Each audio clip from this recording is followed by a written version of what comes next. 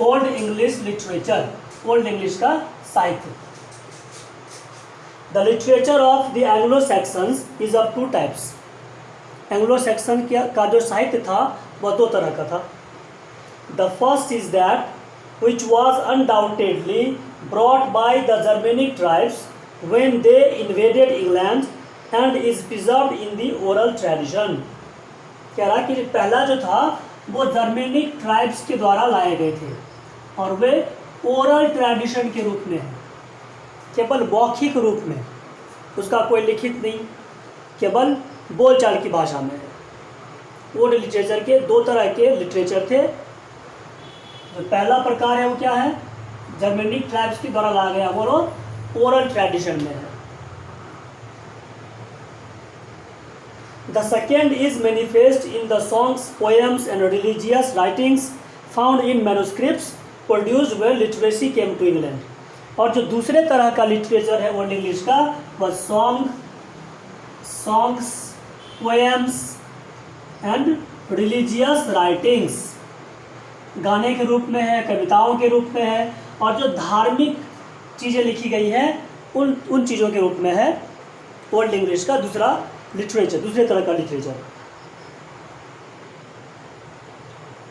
और ये कब हुआ, जब इंग्लैंड में लिटरेसी आया, साक्षरता आया। अनफॉर्चुनेटली, दुर्भाग्यवश, only a fragment of old English poetry has survived and the manuscripts are the following. कह रहा कि दुर्भाग्यवश क्या हुआ, कुछ ओल्ड इंग्लिश पोइट्री का केवल कुछ ही भाग है जो बचा हुआ है, बाकी सब समाप्त हो चुके हैं। उनमें से जो कुछ बचे हुए हैं वे क्या है, मैन्युस्क्रिप्ट्स हैं, मतलब हाथ से लिखे हुए हैं। वे कुछ मैन्युस्क्रिप्ट्स क्या है, मैन्युस्क्रिप्ट्स का मतलब होता है हाथ से लिखे हुए साहित्य, या पांडुलिपि कहते हैं, हस्तलिपि, जो हाथ से लिखे गए हो। पुराने ज़माने में जो बुक्स वगैरह लिखे जाते थे वो केवल हाथ से लिखे जाते थे, उन्हें हम लोग कहते हैं मैन्युस्क्रिप्ट्स। ये चार तरह के मैन्युस्क्रिप्ट्स यहाँ पर दिए गए हैं, the Beowulf, the Junius, the Exeter book और द भर्सिली बुक। एक बार फिर से देखें, the Beowulf, the Junius, the Exeter book, the Vercelli book, ये चार क्या हैं, मैन्युस्क्रिप्ट्स हैं इसके ओल्ड इंग्लिश के। The golden period of old English literature was the era of king Alfred. एक राजा अल्फ्रेड थे, किंग अल्फ्रेड। इनका जो युग था वो क्या था, गोल्डन पीरियड था। कौन सा पीरियड, गोल्डन पीरियड। कहने का मतलब यह है कि किंग अल्फ्रेड के समय में ओल्ड इंग्लिश का बहुत विकास हुआ। सबसे अधिक अगर विकास कभी हुआ तो किंग अल्फ्रेड के समय में हुआ। इसलिए इस एरा को, किंग अल्फ्रेड के एरा को ओल्ड इंग्लिश का गोल्ड पीरियड कहा जाता है, गोल्डन पीरियड कहा जाता है।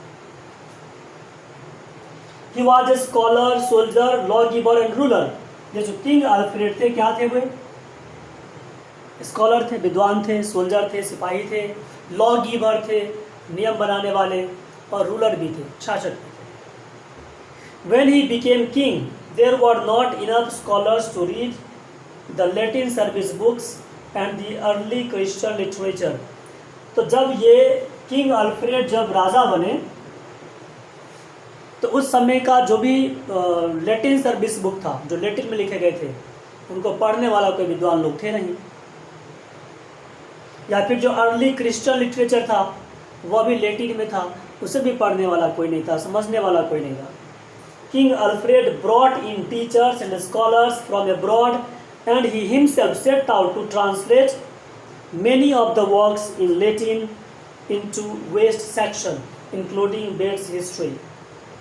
तो राजा अल्फ्रेड ने क्या किया, टीचर्स और स्कॉलर्स को, शिक्षकों को, विद्वानों को एब्रॉड से लाए, विदेशों से लाए, और खुद भी इन्होंने ट्रांसलेट किया। इन लोगों से भी करवाया और खुद से भी ट्रांसलेट किया कि जो भी लैटिन टेक्स्ट थे उसको वेस्ट सेक्शन में कन्वर्ट कर दिया, लैटिन से वेस्ट सेक्शन। वेस्ट सेक्शन क्या है, याद कीजिए, वेस्ट सेक्शन हम लोगों ने पढ़ा था।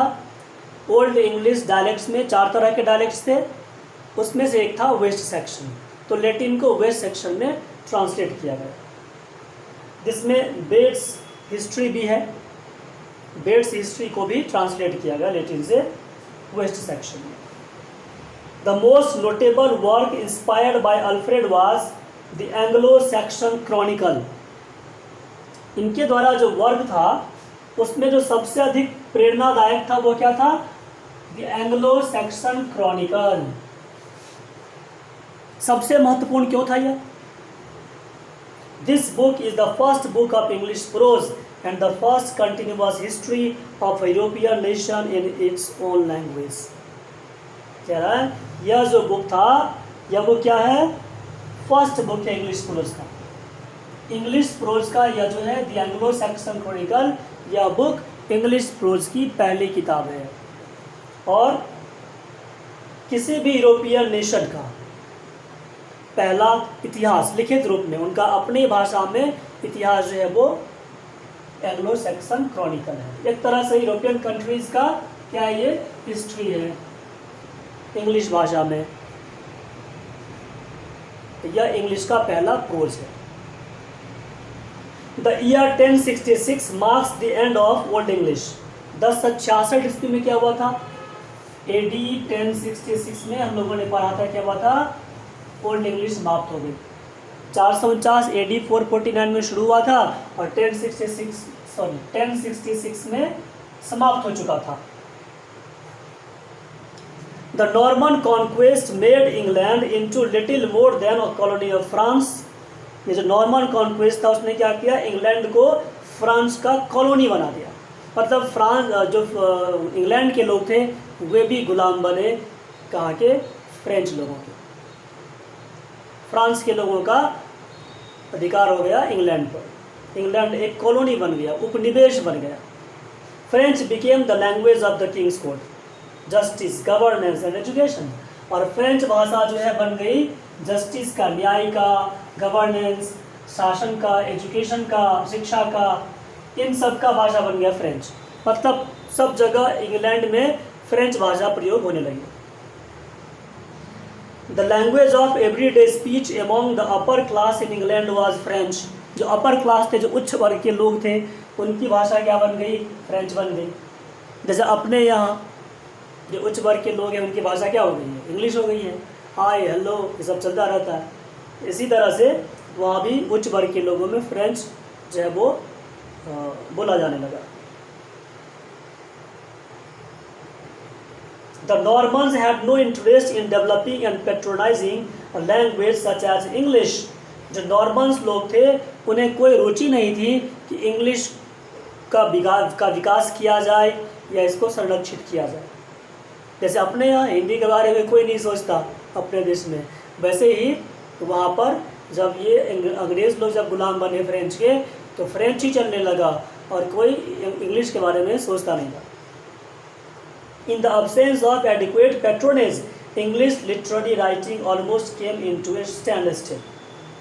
और चूँकि पर्याप्त पैट्रोनेज नहीं था, संरक्षण नहीं था इंग्लिश भाषा को, इसलिए उसका जो विकास था वो रुक गया। क्या हुआ? इंग्लिश लैंग्वेज का जो विकास था वो स्टैंड स्टिल हो गया। स्टैंड स्टिल क्यों हुआ? स्टैंड स्टिल क्योंकि पैट्रोनेज नहीं था, संरक्षण नहीं था, इंग्लिश भाषा को संरक्षण नहीं मिला, इस कारण से स्टैंड स्टिल हो गया। उसका जो विकास था वो स्थिर हो गया, विकास होना बंद हो गया, इसी को बोलते stand still. However, it continued to be the language of the masses. हालांकि जो मास लोग थे, जो आम लोग थे, ज़्यादातर लोग थे, उन लोगों की भाषा इंग्लिश ही रही। जैसे अपने यहाँ भी ज़्यादातर लोग, जो आम लोग हैं, जो गरीब लोग हैं, दबे कुचले लोग हैं, उनकी भाषा इंग्लिश नहीं है।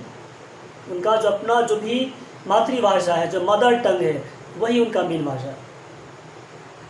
तो जो वहाँ भी क्या हुआ, जो मास लोग थे उनका भाषा इंग्लिश ही रहा।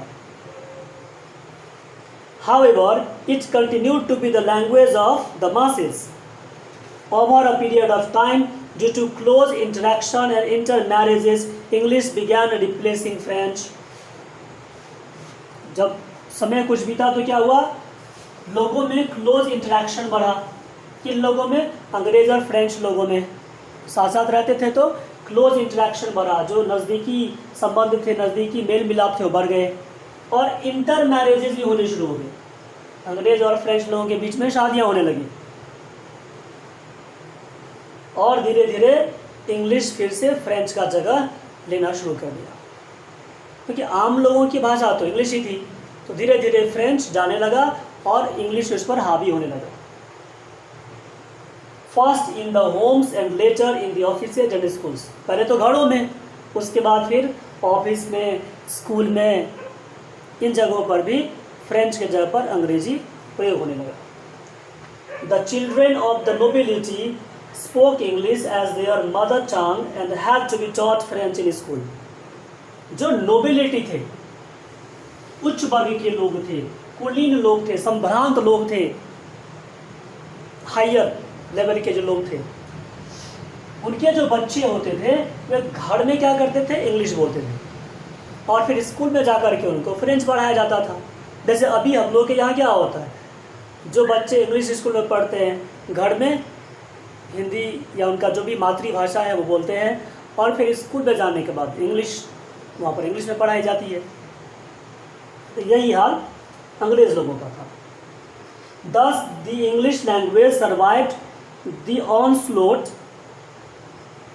Thus the English language survived the onslaught of the French rulers. इस तरह से जो इंग्लिश भाषा है वो जिंदा रह गया। फ्रेंच रूलर्स जो थे, जो फ्रेंच शासक थे, उनके आक्रमण के बावजूद भी, ऑनस्लॉट मतलब धावा, आक्रमण, हमला, तो इन लोगों ने तो पूरी कोशिश की कि इंग्लिश को दबा दे, लेकिन फिर भी इंग्लिश जीवित रह गया, बच गया।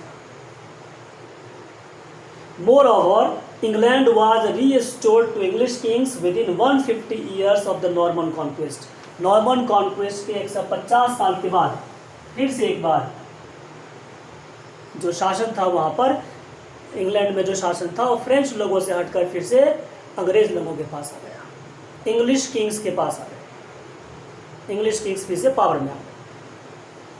तो यह ओल्ड इंग्लिश का लास्ट पार्ट था जो हम लोगों ने पढ़ा। इस तरह से ओल्ड इंग्लिश आज समाप्त हो रही है। आगे हम लोग इसमें मिडिल इंग्लिश के बारे में पढ़ेंगे। तब तक के लिए